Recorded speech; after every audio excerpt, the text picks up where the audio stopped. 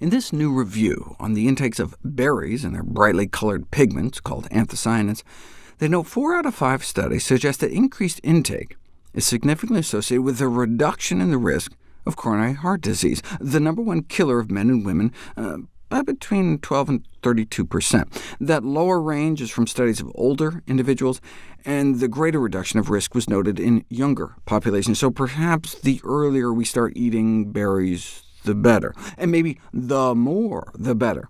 A 47% drop in heart attack risk for those in the top 10% of berry consumption.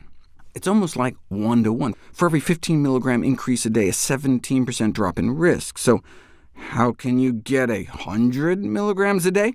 By eating less than a half cup of blueberries a day, my daily dozen recommendation for berry intake. Why the drop in risk, though? What do berries have to do with the heart? There have been over 20 randomized controlled trials putting berries to the test. More than 1,000 people in berries were shown to help control bad cholesterol, blood pressure, blood sugars, body weight, diabetes, and inflammation.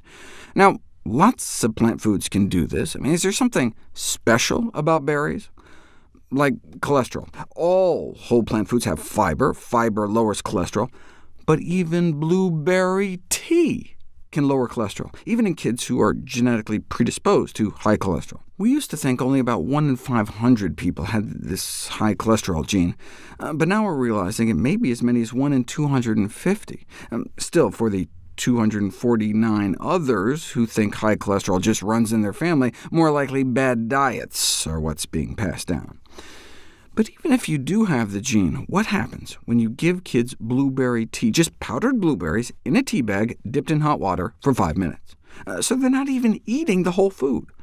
Well, you can imagine the water turning blue as the pigments seep into the water, and indeed, the antioxidant capacity of their bloodstream increased over the 6 months they were in the study. 2 things of note here. First of all, no change in the control group, as expected. But note it took 3 months for the tea to start having a significant effect. And then, of course, 6 months after they stopped drinking the tea, they were back to where they started. OK, but what happened to their cholesterol? No real change in the control group, but a 30% drop in LDL in the tea group. That's like what you'd get putting these kids on a statin drug. And they just had to drink some yummy tea? But of course, when they stopped the tea, their cholesterol bounced right back.